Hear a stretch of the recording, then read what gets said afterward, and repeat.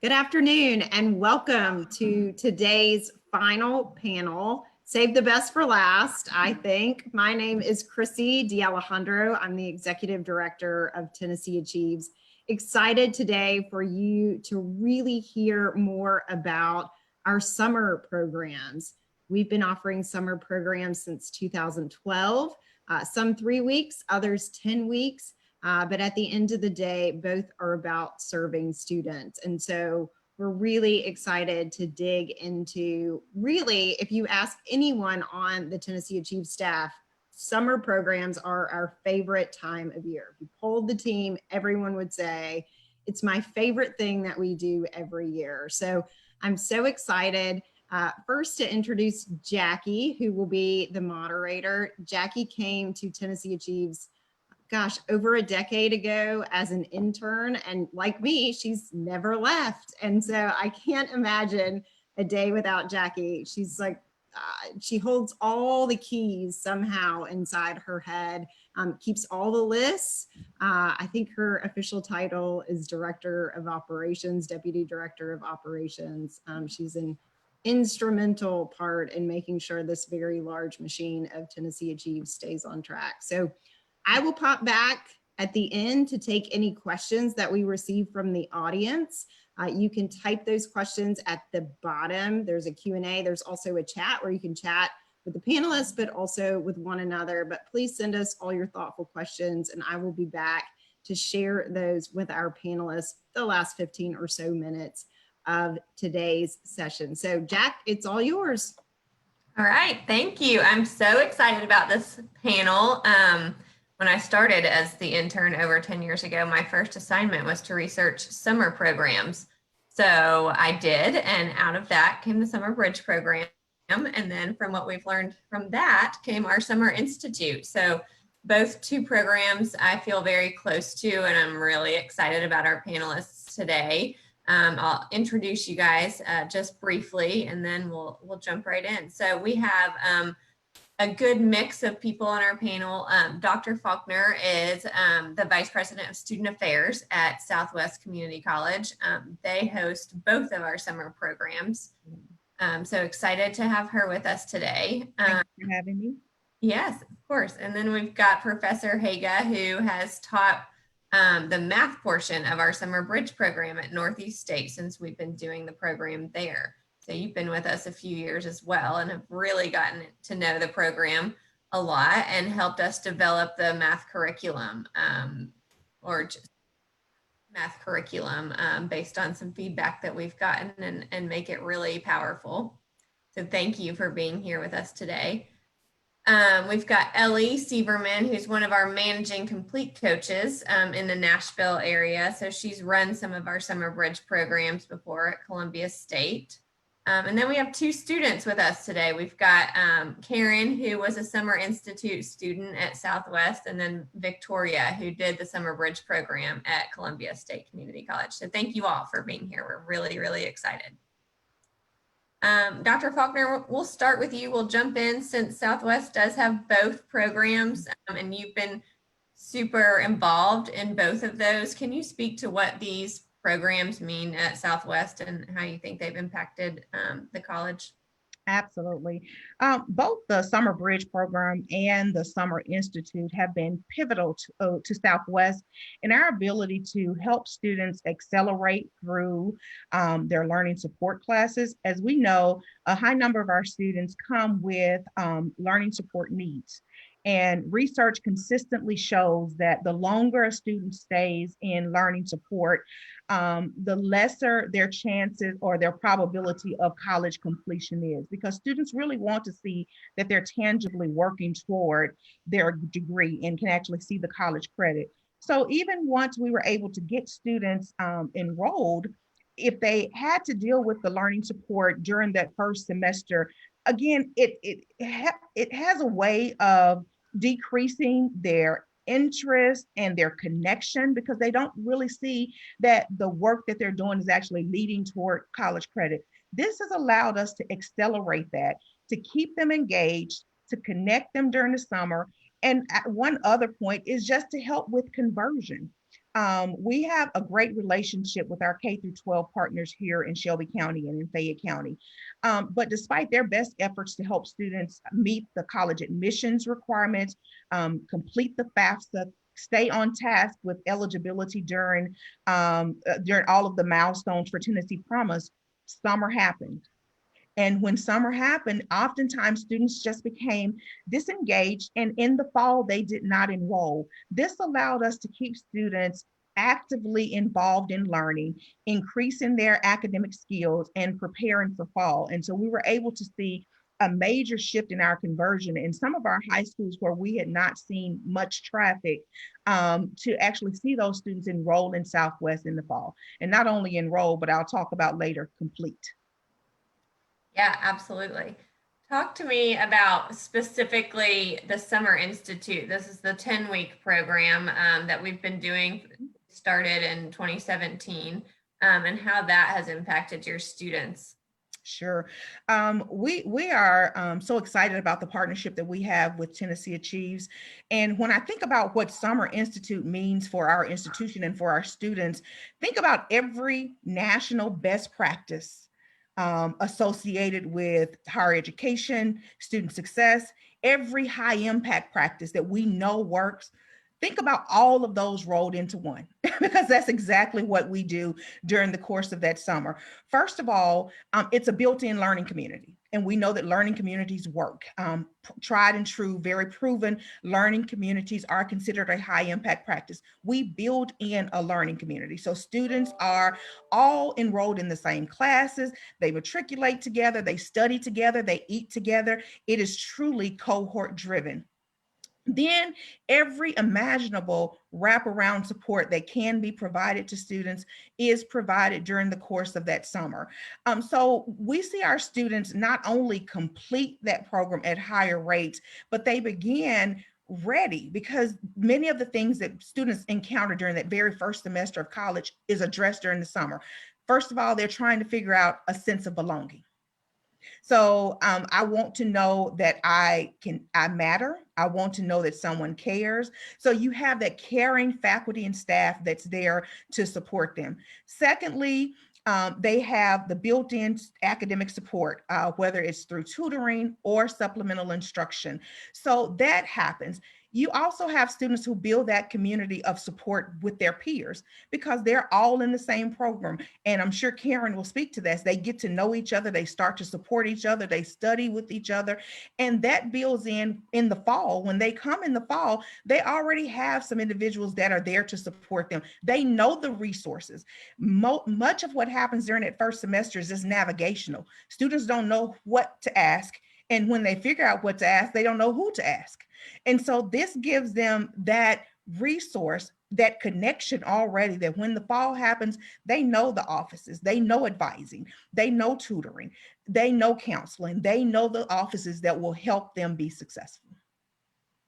I agree. Yes, with Summer Institute, we really follow that mantra of it takes a village. I feel like on the emails preparing for Summer Institute, there are like 25 people, because we've got to have people from every office, and everybody's really connected and involved in that program. So it's really fun. Yes. And as a participant in Summer Institute, can you tell us how you feel like that program better prepared you for the fall? Yes. So one of the things that I do want to point out is that it did help me, in fact, both socially and also academically. Because when I first came into that program, I'm pretty sure like a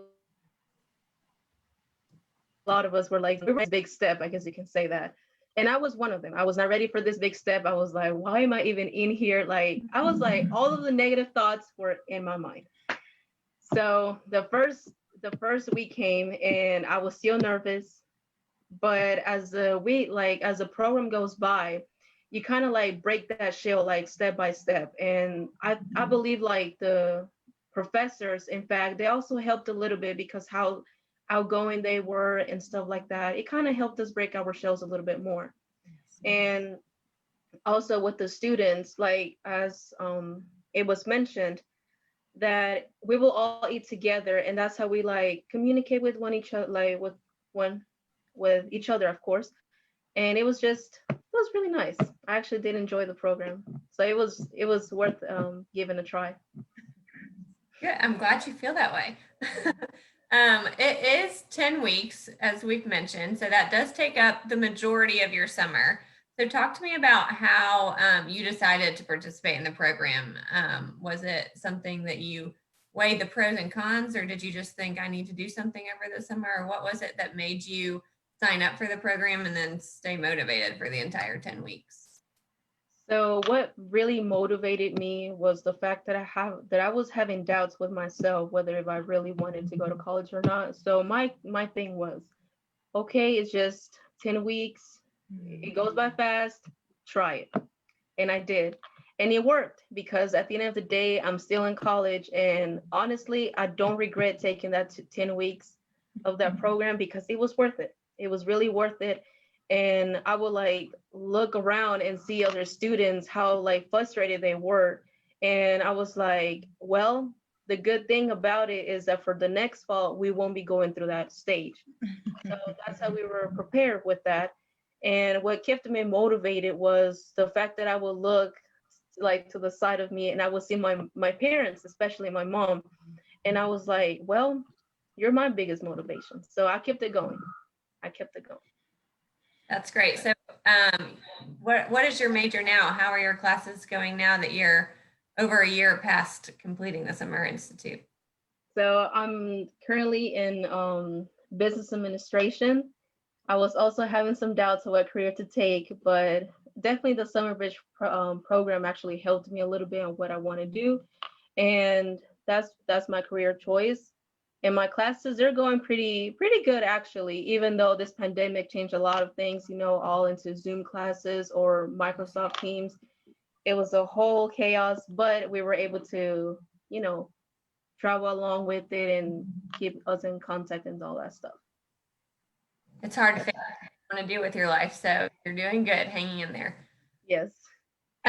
Transitioning a little bit to Summer Bridge program, Professor Haga, what keeps you coming back to teaching the program? So you've been doing it since 2015. What do you love so much about it, and what keeps you coming back? Thanks, Jackie. I have been teaching in the Summer Bridge program at Northeast State since 2015, and I think what I enjoy the most is just the challenge from an instructional perspective to try to get students up to a college level in a 3-week program in which basically you have 13 class meetings to teach algebra, geometry, and statistics. That's a challenge. But I think the thing I enjoy the most is the interaction with the students. I know I was a first-generation college student, and I can remember back in the 1980s when I attended college, how overwhelming that was for me as a first-generation college student. And many of our students at Northeast State are in the same boat. And so being able to make them aware of services that are on campus and to help them believe in themselves that they can do this, they really have the ability to do it. And that's the thing I think I enjoy the most is helping them to realize that they can accomplish this, that they can be successful in college, and that they can begin a path to build a better life for themselves and their families. Well, the majority of our students participating in Bridge, I know, really need that. So we're lucky to have you. At Northeast, the professors do something a little bit different than some of our other schools. They kind of form a group, meet every day to talk about how all students are doing. So talk to me about how you guys work together during the program. Yes. During the Lunch and Learn, students meet with different speakers, some from the community, people like Miles Burdine, who shares some very motivational stories from his life, and also staff members at Northeast State from the admissions office, financial aid, our student needs program, which helps to address socioeconomic factors impacting student success. I'll speak on that just for a moment. Student needs, we started that program 8 years ago, and it attempts to address those socioeconomic factors such as food security, We have a gas certificate program. We have a student emergency fund scholarship to assist students with unexpected expenses, for instance, car repairs, utilities. We have a webpage listing over 100 community resource agencies. So Lunch and Learn informs our students about the various programs that are available so that as they transition into the college life, then they are aware of these programs and don't feel isolated and alone or overwhelmed. But to address your question, a couple of years ago, the instructors in the Summer Bridge program decided to start meeting in a group setting during lunch just to brainstorm strategies on how to teach better, how to connect better with these students, and just share ideas. And that has been transformational for our success rates at Northeast State, because the first year I taught this, it was overwhelming. You have so much material to cover in 13 class meetings, and it's easy to isolate yourself as an instructor and feel overwhelmed. But by coming together as a team of faculty, we motivate each other, we inspire each other, we can collaborate more effectively. And I think that's made a huge difference for us. In the past 2 years, Northeast State has actually led the state in the number of students who tested out of either reading, writing, or math. And I like to attribute that to the team effort that we've developed. I think I can jump in. I was going to ask, I think it's a best practice that we've It is kind of absolutely a best done practice. in Southwest too. So talk about that. Yeah, it is absolutely a best practice. And again, when I talk about that wraparound support, it means completely wrapping around that student. And so we create what we consider a circle of support. And it includes not only the supplemental instruction leader or a tutor, it includes the faculty, it includes who I like to call the Summer Institute champion, Dr. Vernita Boone, who is the director there at the Whitehaven Center. But those individuals come together and they work through any challenges that our students are facing. And even because these are college credit courses for Summer Institute, during that annual performance report or that performance report where we review at 3 weeks, we actually come in and figure out if we need to create an individualized success plan for students. So if we need to correct course, because what we know is if they are willing to give up their 10 weeks in order to be there, in order to try to accelerate and to complete during the summer, we're willing to provide every necessary tool and resources we can to help them be successful.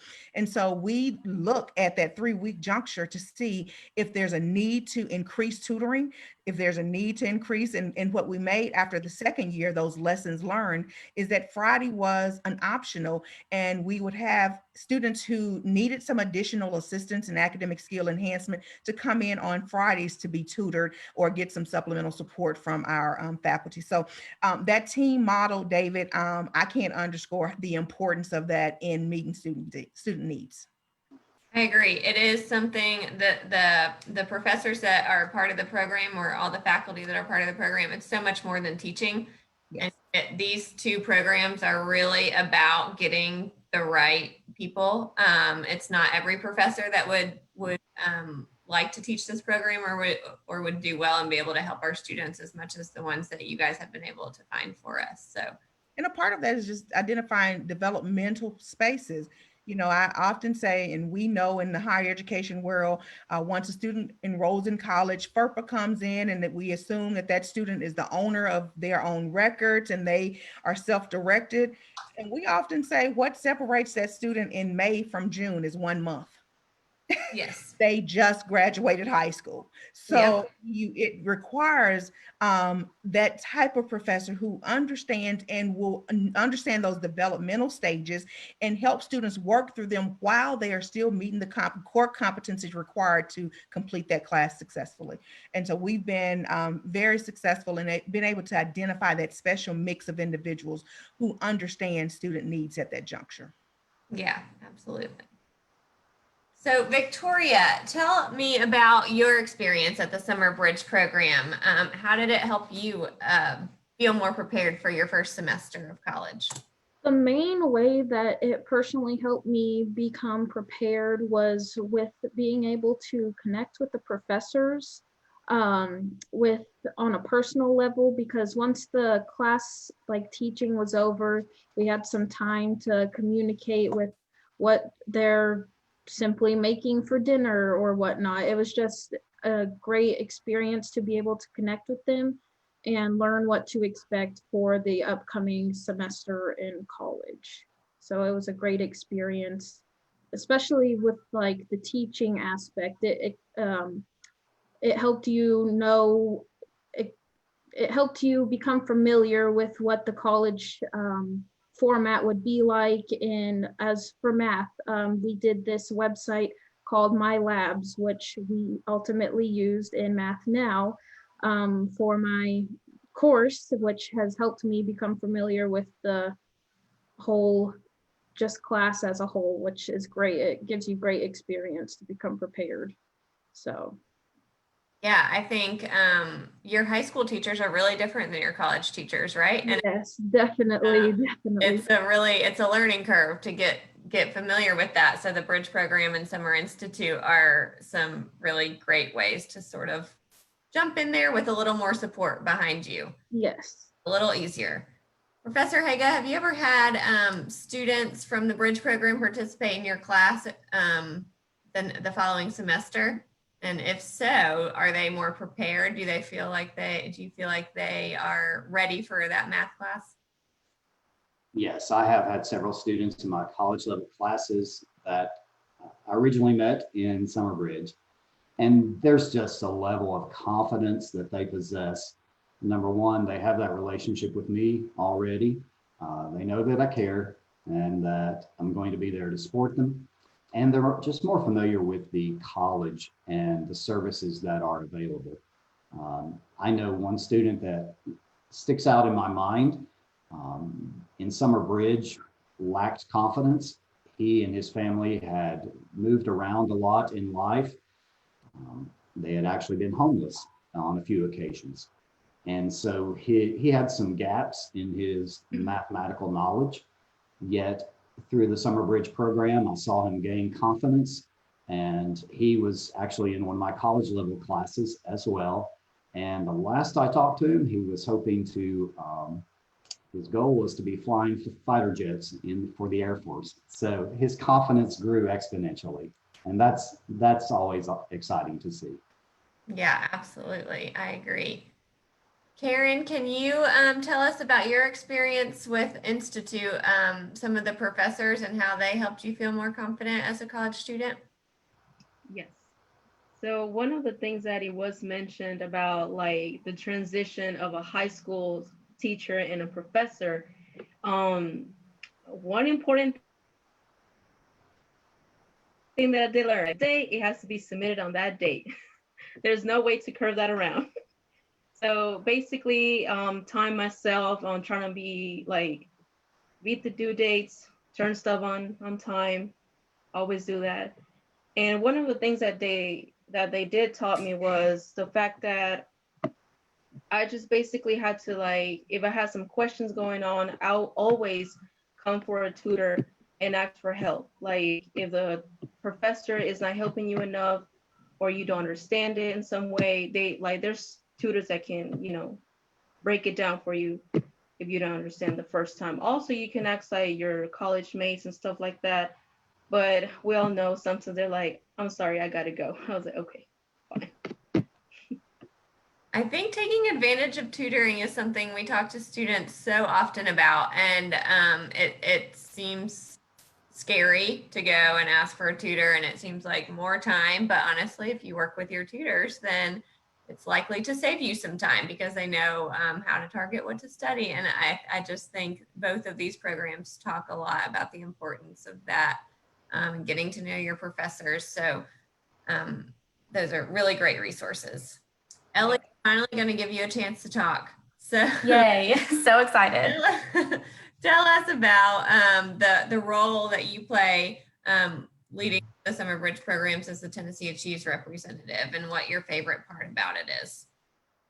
So aside from just kind of making sure that the program runs smoothly every day and there's no issues, one of the main things I do on campus is just make sure that every student participating in the bridge program leaves 100% buttoned up for the fall semester. So I end up getting to work really closely also with financial aid offices, admissions staff, and advisors on campus, just to make sure that any student that does have an outstanding requirement gets it completed during the summer bridge program. We work really hard to make sure that orientation is completed during bridge. So ideally, students might not even have to go back to campus by the time the program is over. Specifically at Columbia State, we actually started a financial aid Fridays tradition. So during lunch every Friday, I would pull groups of students in to go work with financial aid coordinators on their verification requirements and all those sorts of things. But I would say my favorite part of Bridge is really just, it's been touched on by pretty much everyone, but just watching the transformation that students go through in such a short amount of time. It's funny to look back on the first day of, I guess the first 2 days of the program once it's all over. Students always come in like not really talking to each other, pretty timid, kind of keeping to themselves. And by the end of the program, they'll be walking into lunch, laughing with their professor, and they've built that relationship, which as a coach, I feel like throughout, especially the first semester, so much of what I'm trying to encourage students to do is talk to their professors and use the resources on campus. And it's kind of cool. I think Bridge and Institute both kind of just rip that Band-Aid off for students that participate. So they start their freshman year already comfortable talking to professors and using tutoring and talking to financial aid, all that kind of stuff. So that's my favorite. Yeah, we sort of got it as having a captive audience. These students are coming in every day, so we've got to help them with everything that we can possibly help them with. And it's usually the time right before school. Well, it's always the time right before school starts, a few weeks right before school starts, where every student needs something. And whether it's financial aid or admissions or whatever it may be, we're checking in with them constantly. So that is something that's good to be able to do. I wish we could do with every one of our Tennessee Achieves students, honestly. So to be able to do that with the 800 to 1,000 students we serve every summer is really fun. So we've touched a little bit about on the Lunch and Learn. So obviously both of these programs are more than just the academic piece, but you're also learning a lot about everything that has to do with the college, and also hearing from people in the community about opportunities available. So does anybody want to tell me one of their favorite Lunch and Learns that they have heard? I know the students go to all of them. Some of the professors go to them. Ellie, you've probably seen them all. And Dr. Faulkner, I think you've even been a Lunch and Learn speaker. So tell me about, I guess you can't say yours was your favorite, but Why not? yeah, I mean, I guess you can. I'm sure it was awesome.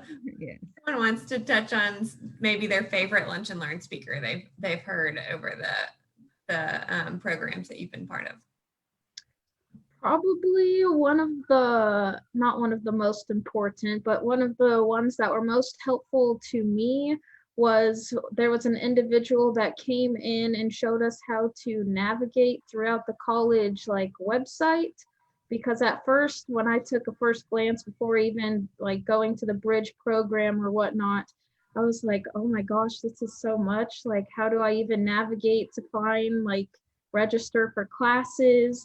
But individual came and showed us how to do every step, which was really helpful to be prepared to actually register for classes and whatnot. That is really interesting that was your favorite. You don't think about how that can be so confusing, but it is. It's learning one more portal, one more thing, and there's so much on those college websites that you've got to learn how to navigate, and it's all happening at the beginning of the semester when everything else is also happening. Yes. How about you, Karen? Did you have any favorite I know we don't do as many Lunch and Learn speakers at with Summer Institute, but anything that you found interesting? One of the things that I did, well, I don't quite remember his name, but all of the participants, they were all motivating us. Like they were all motivated us throughout the whole thing.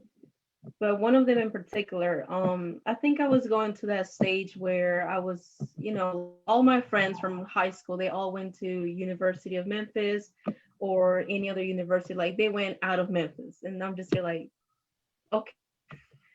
So I was really doubting myself on whether if I wanted to still stay at Southwest. But this particular speaker came to us and spoke about how he owns his business and all that stuff. And he even mentioned, you think most of it came from this university or this and this and that, but in reality, I came out from Southwest. Like basically, he taught me that don't look down on something, because at the end of the day, it's you that's basically representing. So that's one of the lessons that I did kind of like stick in my head. And I was like, well, it's not where you came from, it's more like what you make out of it at the same time. Absolutely. That is an Jump in from Karen's statement. yes. Interesting story. We require a parent orientation for all participants in the Summer Institute, and I'm always a speaker at that parent orientation. First of all, to show that we are supporting their students and helping them.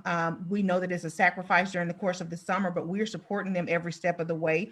But also just to kind of tell them what to expect. And I always start that presentation by asking, how many of you plan to enroll in Southwest for the fall? Because it's not, as Karen remembers, it's not a requirement that once you complete the Summer Institute or the Summer Bridge that you remain at that institution. So I always ask that question without failure. Only about 10% of the students raise their hands and say, yes, I'm going to be here in the fall. And I always tell them, well, by the time we finish loving and supporting you, and making you feel a part of this Southwest family, I will see you all in the fall. And we have had consistently 90 to 100% conversion every summer of Summer Institute that end up at Southwest during the course of that fall. It's so funny. It's the same with Bridge. So many people plan to go on to a four-year school or go somewhere else, and then end up converting during the 3 or 10 weeks, deciding, because you just feel supported and you're like, I think I can do this here. I feel more comfortable here, and it's a little less intimidating. So that's so true. Do you want to talk about your favorite speaker? Well, I think Karen actually touched on it as well. I don't know that I have a favorite speaker, but we actually use that time to ensure that students have all of their requirements met. So they meet with several people throughout the institution about what are their needs and also how can they be supported through the rest of their matriculation. But I will say probably the one that's most beneficial for some of our students is career services, because oftentimes students come to us not really sure of that major. So it gives them that introduction to career inventories, career counseling that can help them make informed decisions, so that once they get through the learning support and gain those 18 hours during the summer, during the fall, they actually can be moving toward completion and meeting those academic requirements of their major. So just really starting knowledgeable of what is the degree that you plan to finish. And I think Karen talked about being a business major and having to discover if that was her true niche. I think that career services talk and what happens thereafter is just pivotal to their future success. So I enjoyed that particular workshop often.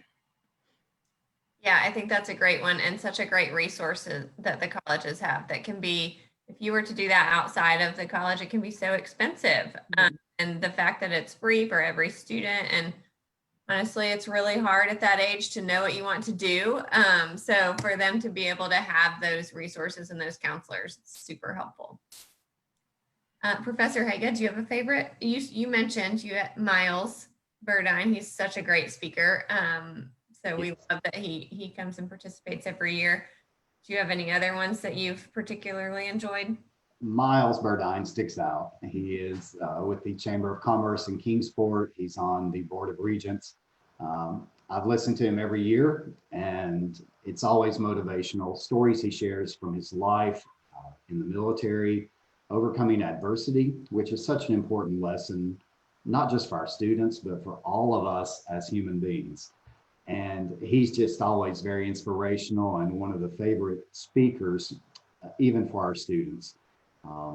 So really grateful for Miles and his work with the Summer Bridge program. How about you, Ellie? So I love all of them, but one of the favorites the past 2 years has been, his name is Rob Tudor, and he actually works for Nashville State. He's the director of IT partnership solutions and student placement, but he comes to Columbia State to talk during Bridge.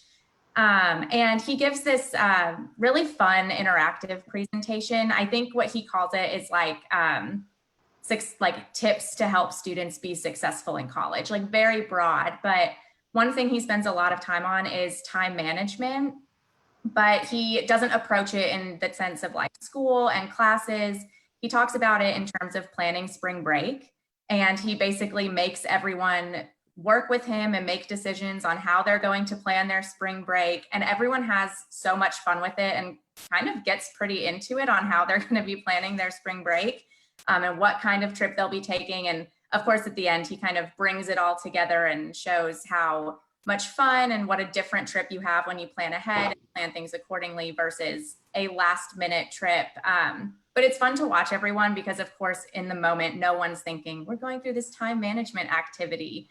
But by the end of it, I think it is super helpful and everybody does get really involved. And he's done it the past 2 years and it's been really cool to watch. So I really enjoy that one. Yeah, I want to see that one. We'll have to come to Columbia State next year. For sure. If we're able to do it. So we do sometimes have trouble convincing a lot of students that I feel like the pool of students that could participate in Bridge or Summer Institute is so large, and the number of students who actually do is so much smaller than I wish it was. We typically have around 800 to 1,000 participate, and I think it could be like 4,000. So Karen and Victoria, let's start with you guys. How would you convince people that are graduating from high school, students that are graduating from high school, to participate? Me personally, I would tell them my experience and how well it prepared me for college. The main reason that I personally enrolled in the Summer Bridge program was to not be behind in the fall, because I did not want to have to take the learning support classes that would take up time for courses that I could take while for my major. So I would give them that piece of advice to prepare them and not have them be behind while they could be working on their courses for their major. We will continue to use that as we just need you to come and tell all the students. We'll have to record that video and send it out. About you? Just like Victoria said, tell like my experience and all that stuff. But one thing I would point out is the fact that always mention that it's free and that it helps you with your college credits. Definitely. And also for students that weren't ready like me, always point that out. It helps you out if you like college, if you're ready for college. If not, just keep in mind that you can also go back and use those credits later on in life as well. Also free, right? That seems to be a game changer. Lunch every day. Yes, lunch every day. We always tell students we have Chick-fil-A, we've got pizza, come learn. Food is always a motivator. So we have a couple of questions that we have been asking on every panel that I want each of you to answer. So the first one is, what is a lesson that you learned in your first job? So I'm talking about real first job, not first like grown-up job. Not that you guys have had one yet because you haven't graduated, but I worked at McDonald's when I was 14. And I learned that I did not want to work at McDonald's the rest of my life. So tell me what your first job was and what's one of the lessons that you learned? My first job was at a smoothie shake place in Spring Hill Nutrition called Power Up Nutrition.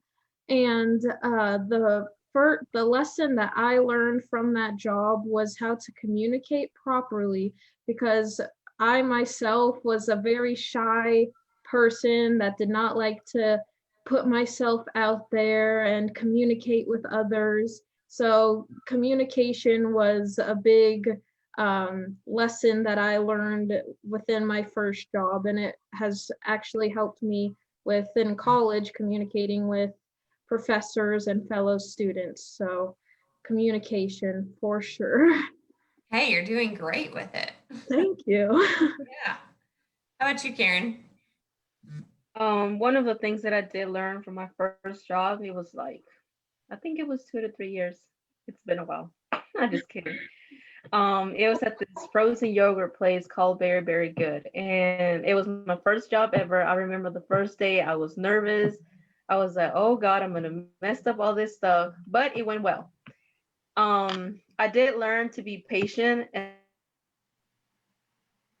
and also to understand the clients and what they want and kind of help them out on and guide them what they might want.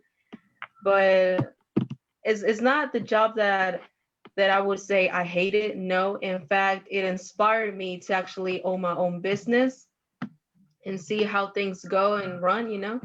So I actually learned a few things from it, but those are like the two things that I did learn from it. Any customer job, I feel like incredibly important. Yeah. How about you, Professor Krega? My first job when I was in college, I worked as a custodian. I cleaned carpets, I cleaned toilets to put myself through college, because back in the day we didn't have tnAchieves. And so that was my first job. The lessons I learned: show up, you work hard, and opportunities will present themselves. And it reminds me of wise words that I shared with my students today in Zoom class. The dictionary is the only place where success comes before work. S comes before W. And that's true. You work hard in life, and then amazingly at times opportunities present themselves. So that was my first job, cleaning toilets.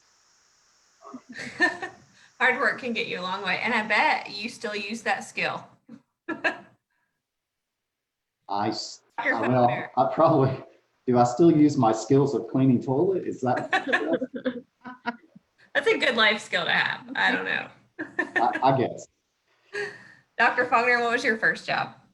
My first job was in my family's very small mom and pop shop restaurant, and very small community in rural Mississippi. And what the thing that I learned, because I actually essentially ran it with my father, was the power of relationships. And it was a small business, it was community based, but he treated people so well until the product was great, I will say that, but I think they came back more for the way that he treated them and that we treated them. And so that has served me not only in that job, but even how I approach student success and my work with my students. I was fortunate about 15 years ago to attend a Disney Institute of Business Excellence. And they pretty much chronicled that Walt Disney doesn't do a lot of advertising. We see probably more advertising from Disney World and Disneyland than we've ever seen of recent, but they've traditionally not done a lot of advertising, yet they were the feature of the world. Everyone wanted to go to Disneyland, Disney World. And the principle was, if you treat people well, they will return and they will bring their friends. And so I approach even my work with students. I believe that we do hard work to support our students, but if I can have a Karen tell the story of how Southwest supports and loves and helps them reach completion, she's going to go back and tell her friends, she's going to tell people in her community base, she's going to tell people from her high school that you can be supported, you can be successful, you can change your life at that institution. So just that whole notion of relationship building was what I learned at my first job with my father. Yes, networking, relationship building, you cannot do enough of. I think that's so important. How about you, Ellie? I worked at Edible Arrangements, making those nice little fruit flower bouquets that everyone gets. And I learned how to like speak up and the importance of asking questions. I was 16 when I worked there, and for some reason they would trust me in that store by myself to do literally everything, which was certainly not what I thought I was signing up for. And so it was really overwhelming at first. And I definitely tried at 16 to like run this little franchise store. And it didn't go very well my first week. I got a call basically chewing me out about all the things that I did wrong. And I had to learn nobody's going to come and hold my hand at this job. And it's time to speak up and ask questions if I don't know what to do, so that I can be successful and not make these mistakes. And it served me well. I feel like I'm always asking questions even to this day. So definitely speaking up for yourself and being prepared for sure. The fruit on those things is delicious. Yeah, I made a lot of them. It's like always so good. I mean, better than I get at the grocery store. Absolutely. Good job, Ellie. Good job. We order it very fresh. Trust me. Awesome. So my next question for you guys is that this is one of 14 panels that we've had this week, or that we are having this week, celebrating the sending over 100,000 students to college. So a really exciting milestone for us. What is one piece of advice you would have for the next 100,000 students that go through Tennessee Achieves? Start with you, Dr. Faulkner. Sure. Take advantage. Take advantage of this opportunity. We're very blessed and fortunate in the state of Tennessee to have a state that believes in the importance of continued education. So much so that we have a program, access programs like Tennessee Promise and Tennessee Reconnect. And I would love to see every student who comes through our high school pipeline take advantage of some post-secondary education. Karen mentioned earlier that if even after those 18 hours, if she decided she did not want to continue during the fall, she always had those 18 hours as a foundation whenever she decided to return. And that's important.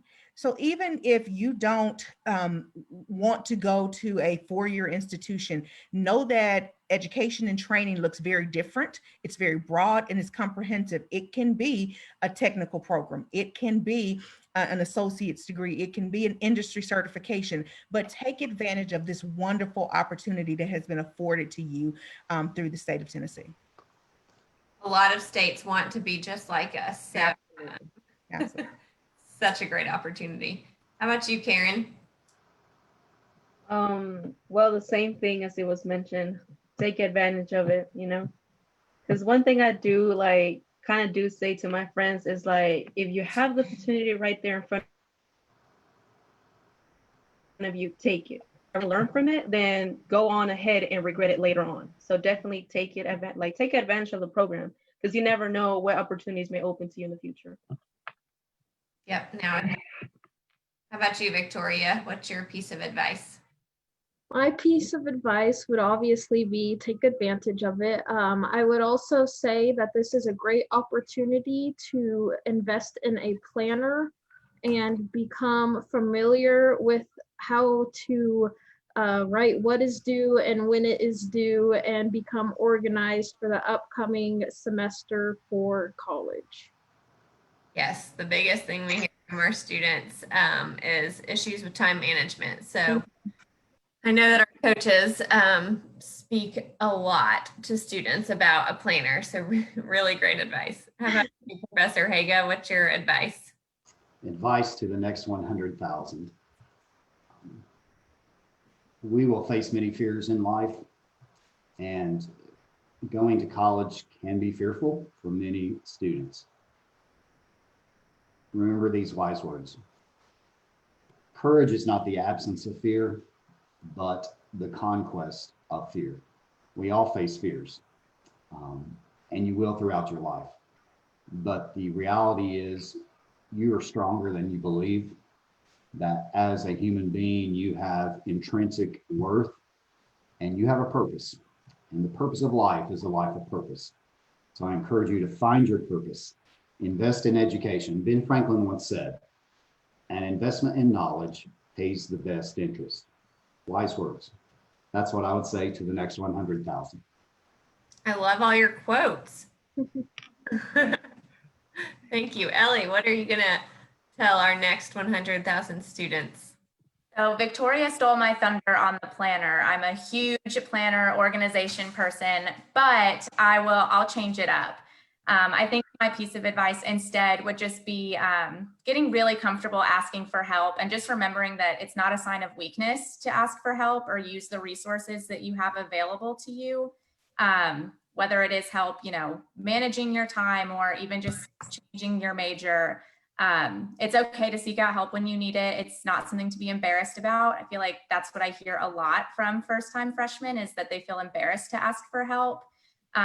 Don't. That is what literally everyone is here to do, is to help you.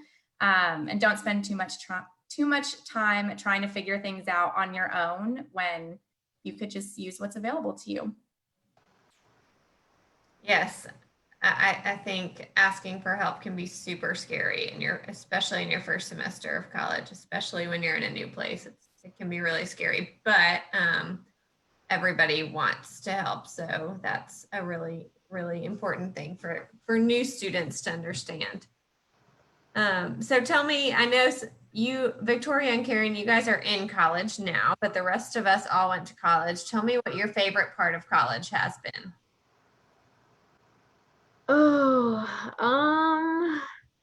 I would say, honestly, just meeting like-minded people that are in the same major as I am, so we can study together and go over the material within classes, and becoming familiar with faces that I didn't know throughout high school, and just making more connections with more people.